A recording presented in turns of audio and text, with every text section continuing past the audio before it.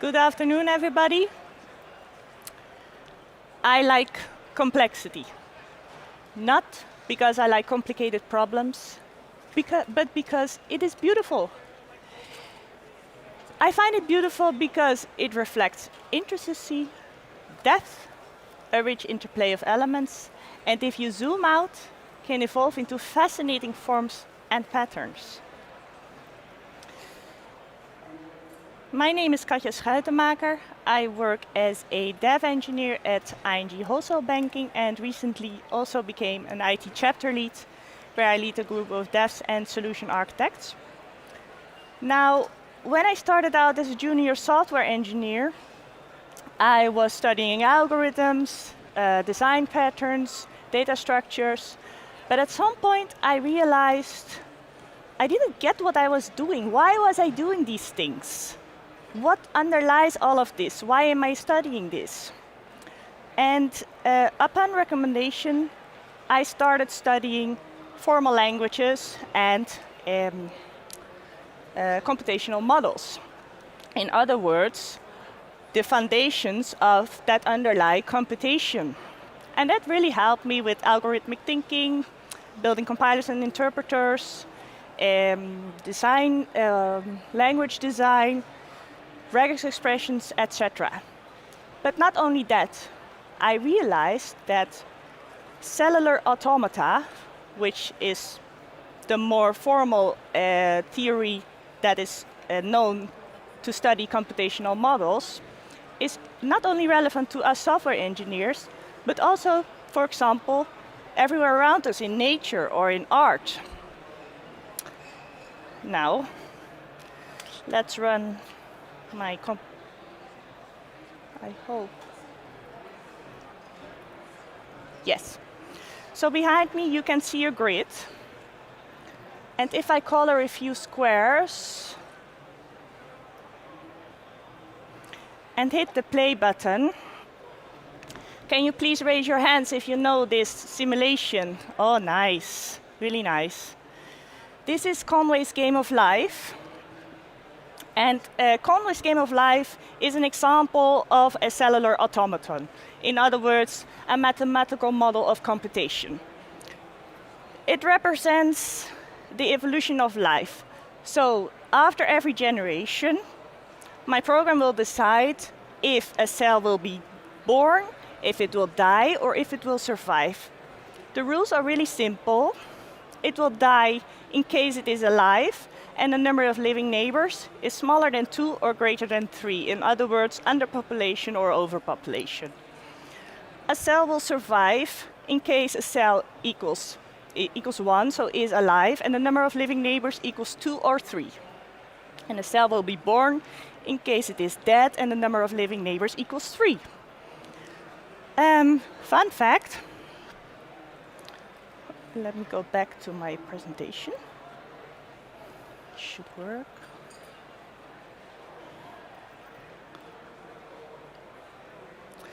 The allure of Conway's Game of Life lies into the fact that complexity arises from simplicity. In other words, little things can have a great effect. Think butterfly wings. So, by the way, if you want to find a nice Easter egg from the geeks of Google, just Google Conway's Game of Life and this nice simulation will start on top of your screen. Unfortunately, Conway died 2 years ago because of COVID. Let's then go back. My presentation.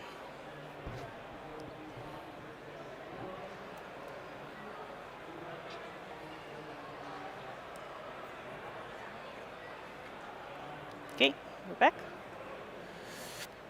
Speaking of COVID, COVID is a great example of a complex system. Why? It evolves from human interactions, unpredictable dynamics, adapts through mutations.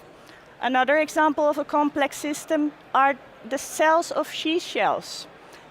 They create their cells by letting their cells communicate through each other. And the last example is the financial system. I work at ING.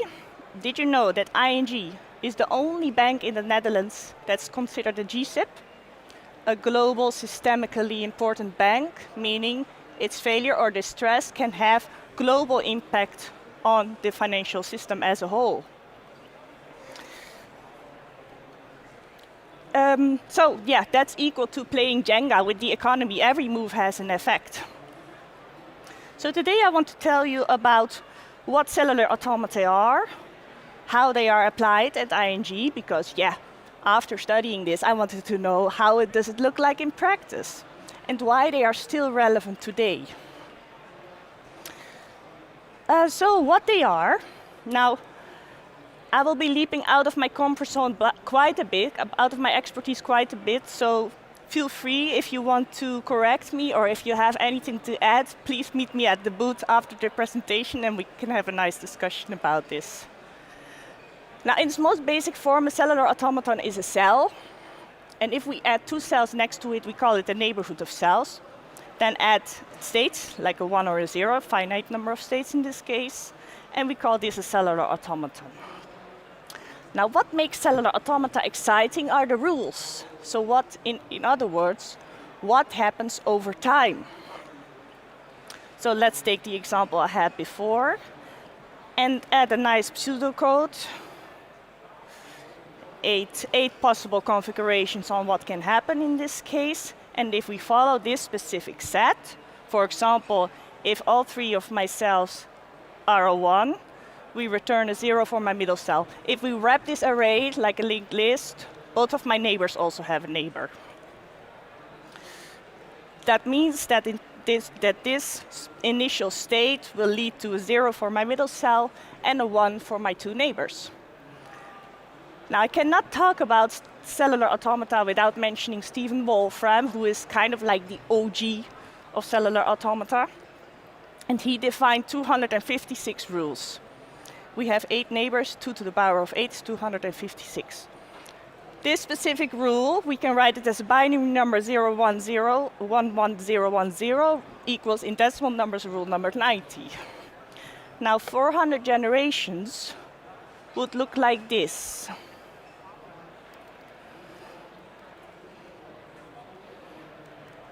This is rule number 90. Does anybody of you recognize this pattern? Please raise your hand. Yes. I think some of you might think it's Pascal's triangle. It's not. It's a bit related. When you have the Fibonacci sequence, 1 and 1 is 2, 2 and 1 is 3, 3 and 2 is 5, etc. You put them in a triangle, you get Pascal's triangle, and then when you shade all the odd numbers, you get Sierpinski's triangle. How amazing it is that you have just a set of cells, simple rules, and they will evolve into a repeating pattern. Combine it with the second law of thermodynamics, where everything wants to be put back into chaos, back into disorder. Why does this happen from a set of simple rules? So this rule, this repetition pattern, is classified as repetition in Stephen Wolfram's automaton classifications. Now, we also can have rule number 222,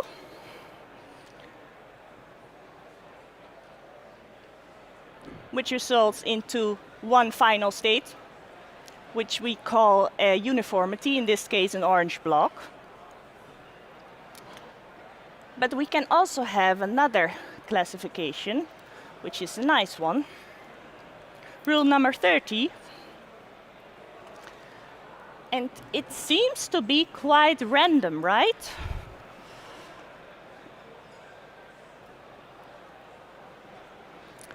And what's fascinating about this pattern that it is no matter how long you will simulate this, it will not repeat itself. It is even unknown if it will ever repeat itself. Fun fact, if you Google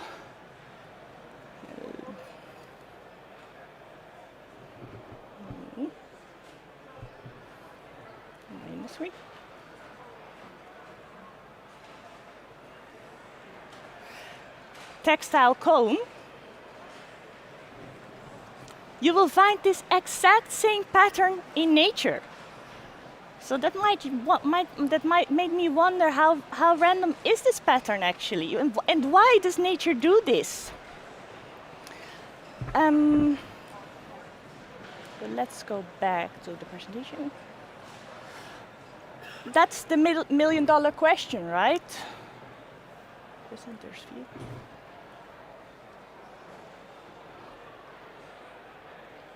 So, for some rules, you can calculate what's happening over time, but for some rules you can't. It's completely random. You need time to mine it out. And that is what we call computational irreducibility.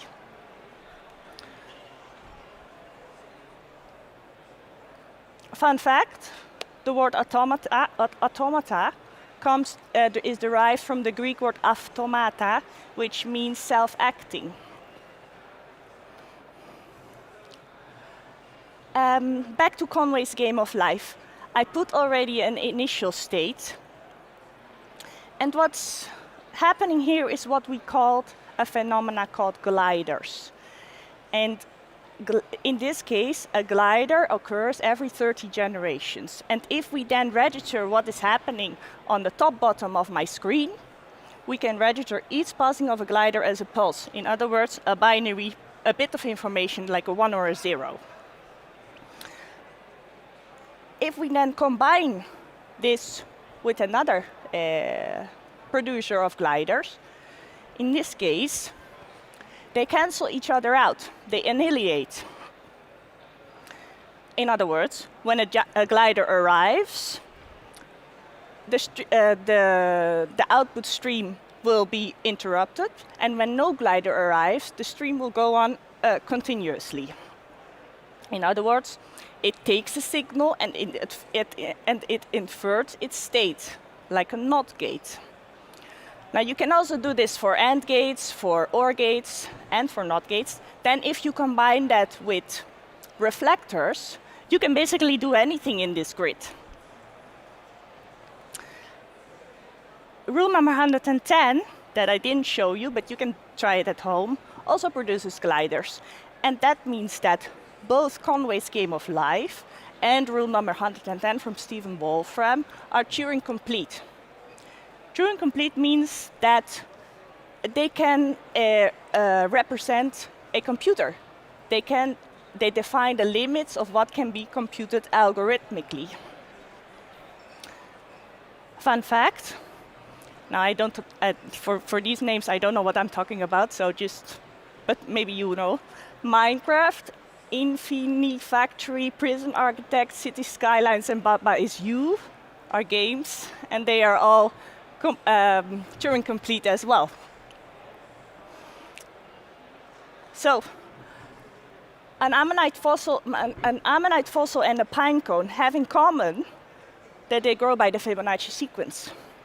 Also, snakes and leopards can have nearly identical pigmentation patterns. And there's also lizards that behave like computer simulations. Why does nature do this, right? Don't you wonder why it does it? I don't know the answer, but maybe you know.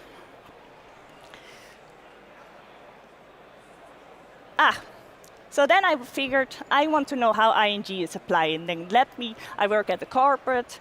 I have a lot of colleagues whom I can ask for help. Let me find if I can see if automata are applied in ING anywhere. So I found 3 implementations. One I want to show you. Baker. Baker is an application invented by a squad named Apollo. And Baker makes use of state machines. State machines are simplified versions of cellular automata. If you don't know what a state machine is, in Baker, you start with a payment made, and you can end up in a missing payment or in a goods shipped as an end state. It's an open source library developed by ING. It's a recipe domain-specific language plus runtime. It's used for modeling business flows, focuses on APIs. So its main intention, sorry, I forgot to mention, the main goal is to orchestrate APIs. They had a system that became too complex. So there were so many APIs that they didn't have the overview anymore, no knowledge, no awareness. So they decided to create Baker. And let's be honest, right? We are heading into more APIs, not less. So it focuses on APIs, contains Petri nets, also generates these Petri nets so that you can analyze them. I must be honest, analyzing state machines will not give you a lot of information about macro behavior, but only about micro behavior. You can find their repo on github.com so that you can try it out yourself. So why are they so relevant today? It's a technique that is also originated in 1940, 1970. Why are they still relevant today? So first of all, they really can help you with modeling complex systems. Like, for example, in quantum mechanics, in price fluctuations, in cryptography, traffic flow dynamics, mass dynamics, stock markets, COVID intervention strategies, consumption dynamics, and the latest one added to the squad are image processing. So I've showed you very basic, simple CAs. The 1D from Stephen Wolfram, the 2D from Conway with the 8 neighbors, but you can also have one with 4 neighbors. That's the computer you are working on right now. That's one that's working with 4. But you can also have cellular automata working like so on an array, on a plane, on a 3-dimensional space, on a hyperspace or Voronoi-based diagram.